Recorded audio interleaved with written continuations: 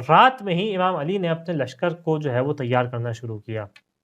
اور جو ہے وہ لشکر کی سواریوں کو تیار کر دیا، لشکر والوں کو تیار کر دیا۔ جیسے ہی رات ڈھلی، صبح کا سورج نمودار ہوا، یہاں فجر کی نماز پڑھی، اور نماز پڑھتے ہی ایک زوردار قسم کا حملہ جو ہے وہ ان وادی یابس والوں کے اوپر کیا۔ اور جب امام علی کی ان سے ملاقات ہوئی تھی تو اس موقع پہ امام علی نے ایک جملہ کہا تھا، کہا تھا کہ تم اپنی کثرت کی بنا پہ، اپنی طاقت کی بنا پہ ہمیں ڈراتے ہو، وائے ہو تمہارے اوپر کہ تم اس بنا پر ہمیں ڈراتے ہو۔ کہا کہ میں وہ ہوں کہ جو اللہ سے مدد طلب کرتا ہوں، جو اللہ پہ تکیہ کرتا ہوں،